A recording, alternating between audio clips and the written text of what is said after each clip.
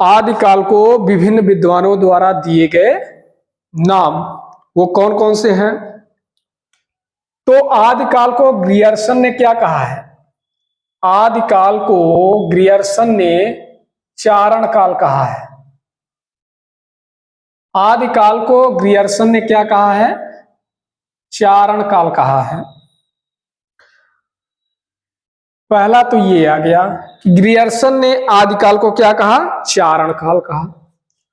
दूसरा है महावीर प्रसाद द्विवेदी ने क्या कहा? महावीर प्रसाद द्विवेदी, महावीर प्रसाद द्विवेदी आदिकाल को क्या कहते हैं? बीज वपन काल कहते हैं। बीज वपन काल। तो बीज वपन काल आदिकाल को किसने कहा? महावीर प्रसाद द्विवेदी ने कहा। मिस्र बंधुओं ने क्या कहा? मिस्र बंधुओं ने आदिकाल को क्या कहा? मिस्र बंधुओं ने आदिकाल को आरंभिक काल कहा है। क्या कहा है? आरंभिक काल। तो आरंभिक काल आदिकाल को किसने कहा? मिस्र बंधुओं ने कहा। किसने कहा? मिस्र बंधुओं ने कहा। चौथा आता है डॉक्टर रामकुमार वर्मा का नाम, कि डॉक्टर रामकुमार वर्मा ने आदिकाल को क्या नाम दिया है? डॉक्टर रामकुमार वर्मा, डॉक्टर रामकुमार वर्मा आदिकाल को संधि या चारण काल कहते हैं। तो आदिकाल को संधि या चारण काल किसने कहा है? डॉक्टर रामकुमार वर्मा ने कहा है। संधि या चारण काल किसने कहा? डॉक्टर रामकुमार वर्मा ने कहा है। शुक्ल जी ने आदिकाल को क्या नाम दिया है?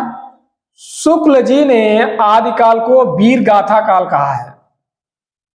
वीर गाथा काल किसने कहा? शुक्ल ने कहा। और किस काल को कहा है? आदिकाल को कहा है। छठवां नाम आता है, छठवां कौन है? वो है राहुल सांकृत्यायन। राहुल सांकृत्यायन जो है आदिकाल को क्या कहते हैं? राहुल सांकृत्यायन जो है आदिकाल को क्या नाम देते हैं? सिद्ध सामंत काल कहते हैं। सिद्ध सामंत काल। तो सिद्ध सामंत काल किसने नाम दिया है आदिकाल को?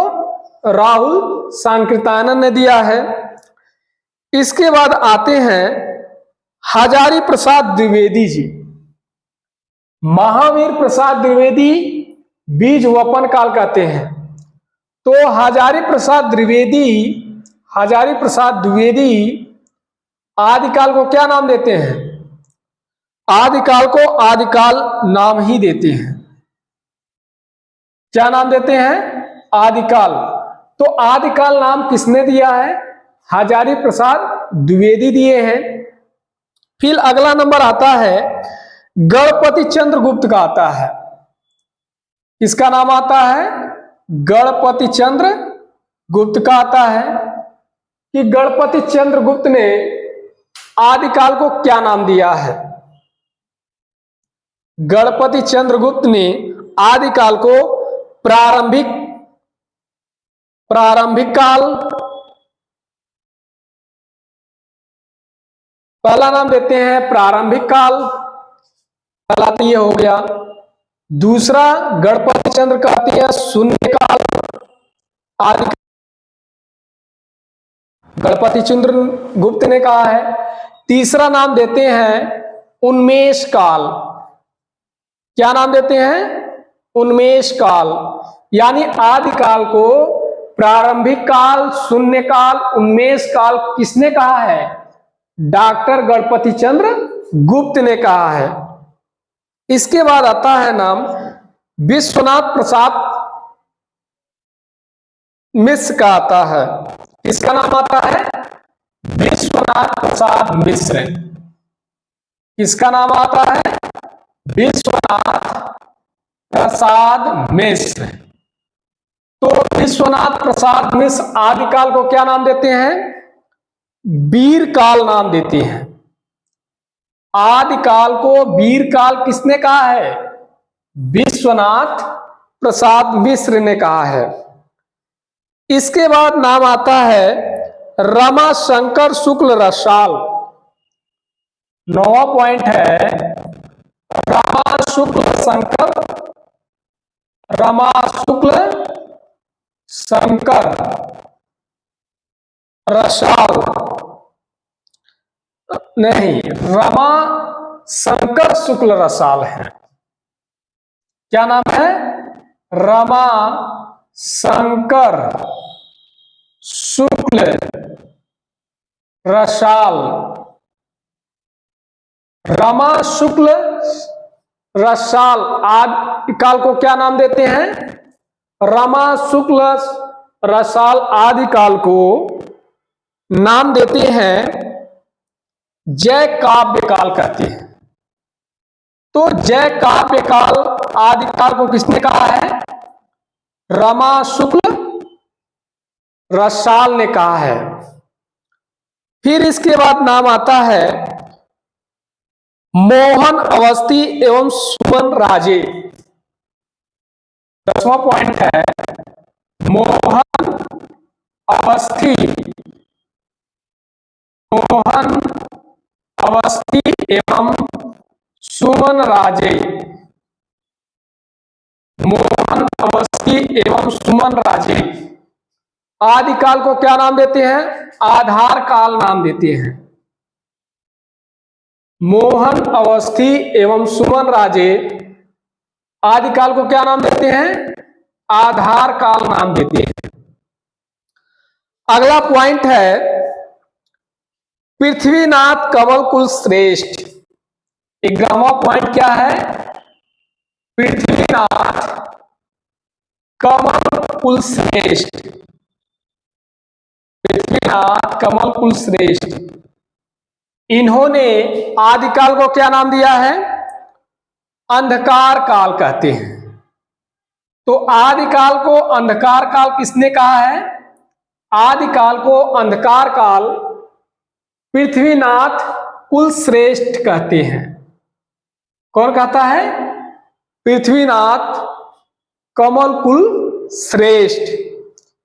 इसके बाद राम खिलावन पांडे एवं हरिशंकर वर्मा।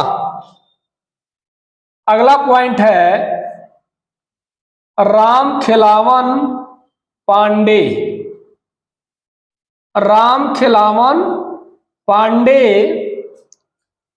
एवं हरिश्चंद्र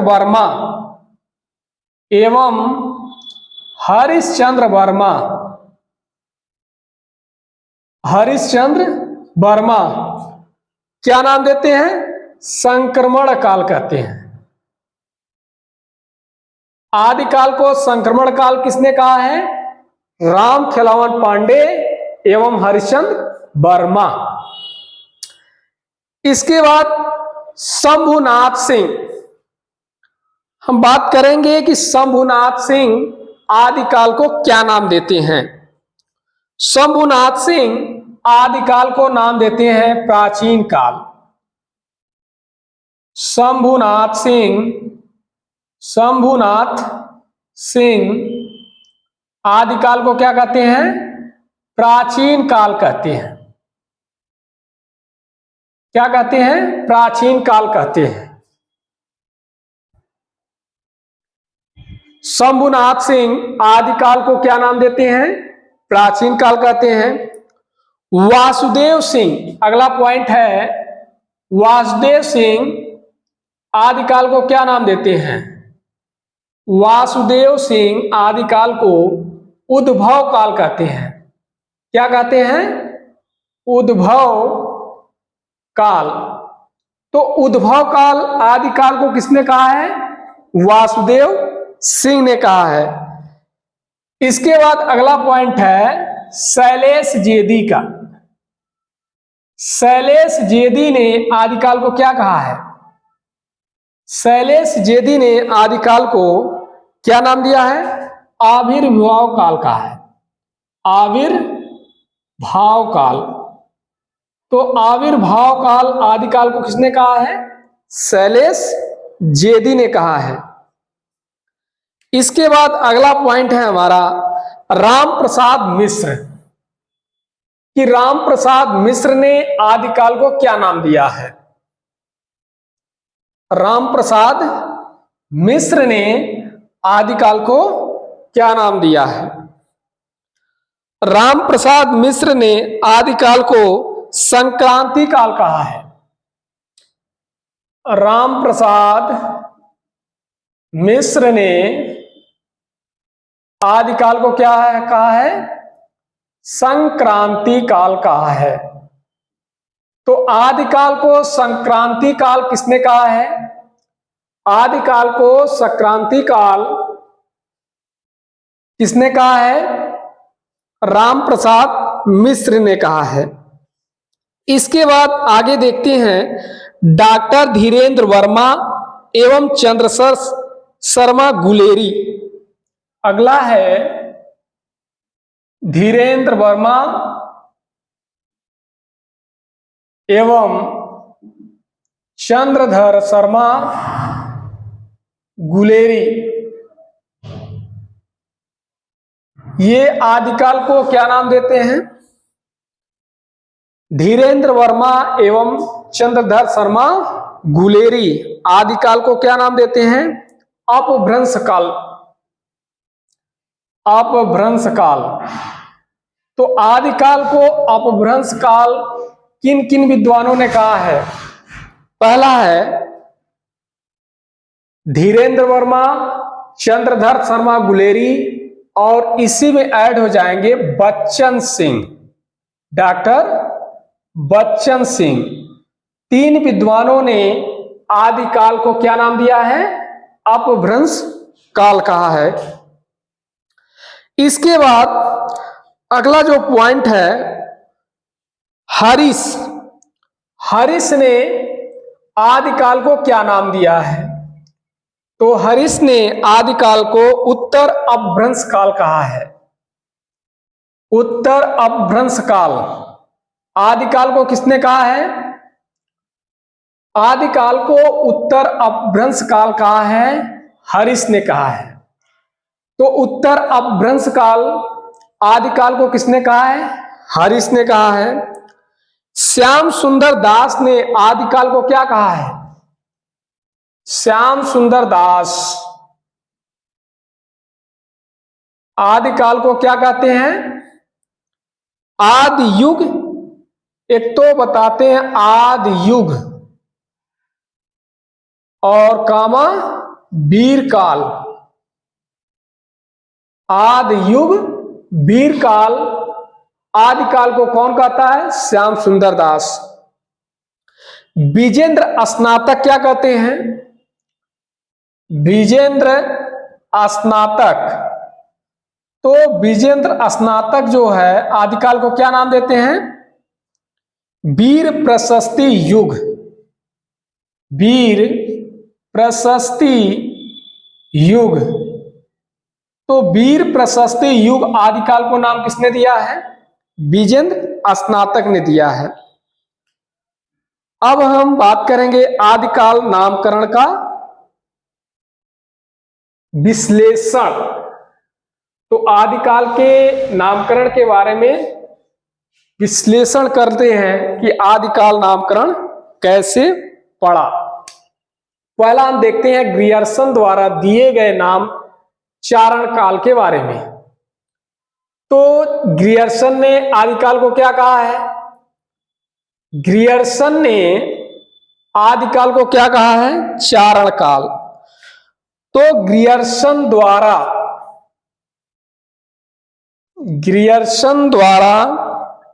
दिया गया चारण काल नाम, ग्रियर्सन द्वारा दिया गया चारण काल नाम। तो ग्रियर्सन ने किन आधारों पर आदिकाल को चारण काल नाम दिया है? ग्रियर्सन पहले व्यक्ति हैं जिन्होंने हिंदी साहित्य के इतिहास का काल विभाजन किया। ग्रियर्सन पहले व्यक्ति हैं जिन्होंने हिंदी साहित्य के इतिहास का काल विभाजन किया है। क्या किया है? हिंदी साहित्य के इतिहास का काल विभाजन किया। कौन? ग्रियर्सन। काल विभाजन करते हुए विविध कालखंडों का नामकरण किया है। एक तो इतिहास का काल विभाजन किया और साथ साथ में विभाजन करने के साथ साथ विविध कालखंडों का नामकरण किया है ग्रियर्सन ने। तो ग्रियर्सन पहले व्यक्ति हैं जिन्होंने हिंदी साहित्य के इतिहास का काल विभाजन करते हुए विविध कालखंडों का नामकरण किए हैं। पहला पॉइंट ये हो गया। दूसरा पॉइंट ये है कि ग्रियर्सन हिंदी साहित्य के आदिकाल को चारण काल नाम देते हैं। दूसरा पॉइंट क्या है? दूसरा पॉइंट यही है, ग्रियर्सन आदिकाल को चारण काल नाम देते हैं। तीसरा पॉइंट क्या है? तीसरा पॉइंट यह है, ग्रियर्सन हिंदी साहित्य के आदिकाल का आरंभ 643 ईस्वी से मानते हैं। 643 ईस्वी से मानते हैं कि 643 ईस्वी से ही चारण काल की शुरुआत होती है। अब इस अवधि के दौरान क्या कोई साहित्यिक प्रवृत्ति चारण कवियों द्वारा प्राप्त होती है? तो कोई साहित्यिक प्रवृत्ति जो है चारण कवियों के द्वारा प्राप्त नहीं होती है। इसके बाद अब क्या कोई युग चेतना का बोध होता है? तो नहीं। एक तो साहित्यिक प्रवृत्ति का बोध नहीं होता है कि चारण कवियों के द्वारा जो भी लिखा गया है वो साहित्यिक प्रवृत्ति का बोध कराए, और दूसरा पॉइंट ये है कि युग का बोध भी नहीं होता है। अतः ग्रियर्सन द्वारा दिया गया चारण काल उपयुक्त नहीं है। मिश्र बंधुओं ने आदिकाल का प्रारंभिक नाम क्या दिया है? आरंभिक काल कहा है। क्या कहा है? आरंभिक काल कहा है। तो मिश्र बंधुओं ने आदिकाल के मिश्र बंधुओं ने आदिकाल के प्रारंभिक चरण को क्या कहा है? आरंभिक काल कहा है। क्या कहा है? आरंभिक काल कहा है। अब इसमें भी देख लीजिए कि इस नाम से यानी जो आरंभिक काल कहते हैं, तो इससे भी किसी साहित्यिक प्रवृत्ति का बोध नहीं होता है। यह एक सामान्य संज्ञा मात्र है। मिश्र बंधुओं द्वारा दिए गए नामकरण को अस्वीकार किया है किसने? रामचंद्र शुक्ल ने। अस्वीकार करते हुए कहते हैं कि प्रवृत्तियों का ध्यान रखे बिना किसी युग का नामकरण कर देना उचित नहीं है। आचार्य रामचंद्र शुक्ल ने क्या कहा है आदिकाल को? तो आचार्य रामचंद्र शुक्ल ने आदिकाल को क्या नाम दिया है? आचार्य रामचंद्र शुक्ल ने आदिकाल को नाम दिया है वीरगाथा काल। क्या नाम दिया है? वीरगाथा काल कहते हैं। रामचंद्र शुक्ल आदिकाल को वीरगाथा काल नाम देते हैं। तो वीर गाथा काल के संबंध में रामचंद्र शुक्ल के क्या मत हैं वो हमें देखना है। तो रामचंद्र शुक्ल कहते हैं कि मैंने वीर गाथा काल रखा है क्योंकि इस वीर गाथा काल के अंतर्गत 2 प्रकार की रचनाएं प्राप्त होती हैं। कितनी प्रकार की रचनाएं प्राप्त होती हैं? 2 प्रकार की रचनाएं प्राप्त होती हैं। एक तो अपभ्रंश की और दूसरा देश भाषा की। पहली जो रचना प्राप्त होती है वो अपभ्रंश की प्राप्त होती है, दूसरी देश भाषा की। ये शुक्ल जी का मत है कि मैंने वीर गाथा काल इसलिए रखा क्योंकि इस काल के अंतर्गत 2 प्रकार की रचनाएं प्राप्त होती हैं, एक अपभ्रंश की और दूसरी देश भाषा की, जो साहित्य के कोटि में नहीं आती हैं। तो इन्होंने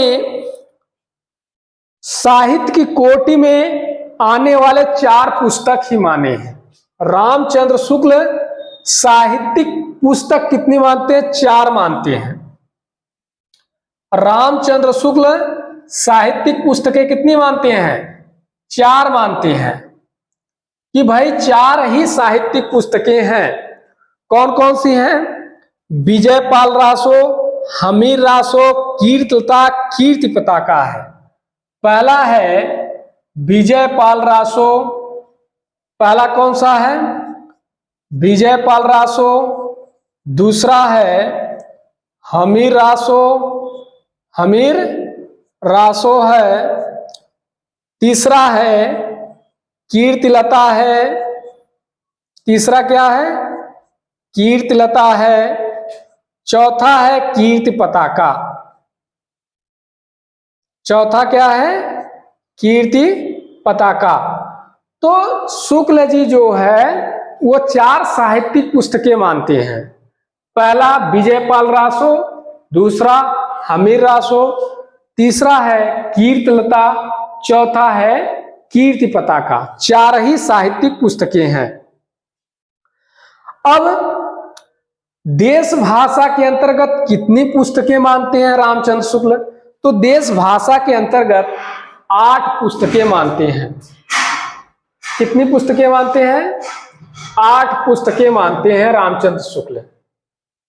तो 8 पुस्तक कौन कौन से हैं वो देख लें। तो देश भाषा की 8 पुस्तकें, देश भाषा की 8 पुस्तकें कौन कौन सी हैं? पहला है कुमार रासो। पहला कौन सा है? कुमार रासो। दूसरा है बीसल देव रासो। दूसरी पुस्तक कौन सी है? बीसल देव रासो। तीसरी पुस्तक है पृथ्वीराज रासो।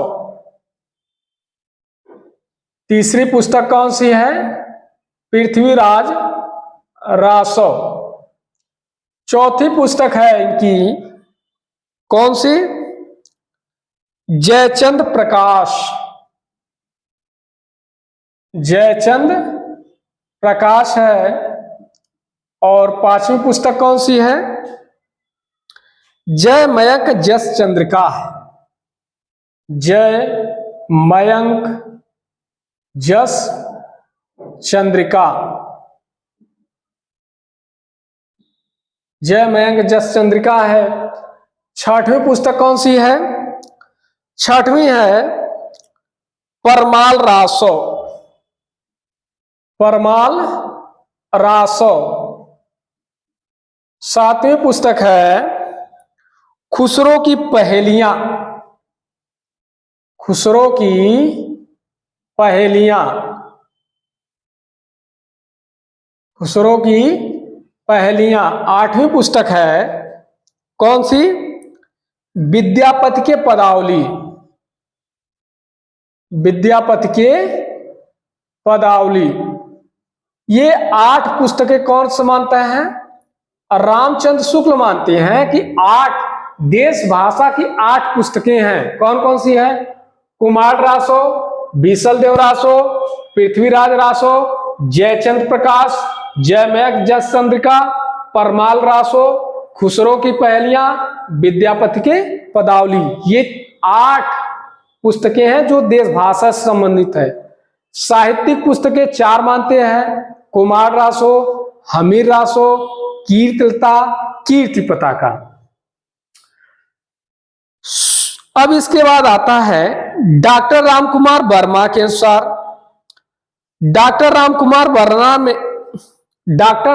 वर्मा ने आदिकाल को क्या नाम दिया है?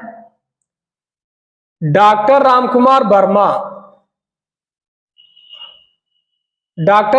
वर्मा जो है आदिकाल को संधि एवं चारण काल नाम देते हैं। तो डॉक्टर रामकुमार वर्मा आदिकाल को क्या नाम देते हैं? संधि एवं चारण काल नाम देते हैं। इन्होंने हिंदी साहित्य के विकास के प्रथम 2 चरण को 2 खंडों में विभाजित कर दिया है। पहला चीज तो ये देखेंगे कि डॉक्टर रामकुमार वर्मा आदिकाल को 2 खंडों में आदिकाल को कितने खंड में बांटते हैं? डॉक्टर रामकुमार वर्मा 2 खंड में बांटते हैं। पहला खंड इनका क्या है? संधि काल। दूसरा खंड क्या है? चारण काल है। तो पहला ये संधि काल मानते हैं और दूसरा ये क्या मानते हैं? चारण काल मानते हैं। कौन? डॉक्टर रामकुमार वर्मा मानते हैं कि पहला संधि काल हो गया, दूसरा चारण काल। ये दोनों काल कौन मानता है? डॉक्टर रामकुमार वर्मा। किसके अंतर्गत मानते हैं? आदिकाल के अंतर्गत मानते हैं। इसके बाद आगे हम देख लेते हैं कि संधि काल से क्या तात्पर्य है। कि डॉक्टर रामकुमार वर्मा आदिकाल को संधि काल तो नाम देते हैं, लेकिन संधि काल से इनका क्या तात्पर्य है? संधि काल से तात्पर्य इनका यह है कि अपभ्रंश एवं हिंदी के मिलन से है। इनका तात्पर्य है कि अपभ्रंश एवं हिंदी के मिलन से है। जहां अपभ्रंश और हिंदी का मिलन होता है वो कौन सा काल है? संधि काल है। चारण काल से तात्पर्य डॉक्टर रामकुमार वर्मा का क्या है? चारण काल से तात्पर्य डॉक्टर रामकुमार वर्मा का है कि चारणों द्वारा रचित साहित्य है। जो चारणों द्वारा रचित साहित्य है वही चारण काल है। तो देखिए डॉक्टर रामकुमार वर्मा ने आदिकाल के अंतर्गत 2 नाम दिए हैं। एक संधि काल नाम देते हैं, दूसरा चारण काल नाम देते हैं। संधि काल अपभ्रंश की अंतिम अवस्था और हिंदी की प्रारंभिक अवस्था को संधि काल नाम देते हैं डॉक्टर रामकुमार वर्मा। चारण काल इसलिए बताते हैं इस काल में चारणों द्वारा रचित साहित्य है, इसलिए चारण काल नाम देते हैं। और फिर इसके बाद हम देखते हैं हजारी प्रसाद द्विवेदी के अनुसार, जिन्होंने बीज वपन काल नाम दिया है। हजारी प्रसाद द्विवेदी जी आदिकाल को क्या नाम देते हैं? आदिकाल को बीज वपन काल नाम देते हैं। कौन? हजारी प्रसाद महावीर प्रसाद द्विवेदी। ध्यान रखिएगा कि महावीर प्रसाद द्विवेदी जी आदिकाल को बीज वपन काल नाम देते हैं। महावीर प्रसाद द्विवेदी आदिकाल को क्या कहते हैं? बीज वपन काल। आदिकाल को ये नाम देते हैं बीज वपन काल। तो इनका क्या मत है? इनका मत ये है कि हिंदी साहित्य के विकास की जो पहली प्रक्रिया है वो है बीज। वो क्या है? बीज है। और इसी बीज से ही आदिकाल की शुरुआत हुई है, इसलिए इन्होंने क्या नाम दे दिया? बीज वपन काल नाम दे दिया। अगला जो नाम आता है राहुल सांकृत्यायन। इन्होंने आदिकाल को क्या नाम दिया है? सिद्ध सामंत काल कहा है। क्या नाम दिया? सिद्ध सामंत काल कहा है। किसने? राहुल सांकृत्यायन ने। कि राहुल द्वारा जो दिए गए नाम से है, इन्होंने कहा है कि जो सिद्धों की विकसित परंपरा है वो आदिकाल में प्राप्त होती है। कहां प्राप्त होती है? आदिकाल में प्राप्त होती है। तो उनकी कुछ प्रवृत्तियां भी मिलती हैं, इसलिए राहुल सांकृत्यायन जी आदिकाल को सिद्ध सामंत काल नाम देते हैं। हजारी प्रसाद द्विवेदी जी आदिकाल को आदिकाल ही नाम देते हैं। हजारी प्रसाद द्विवेदी जी आदिकाल को नाम क्या देते हैं? आदिकाल देते हैं।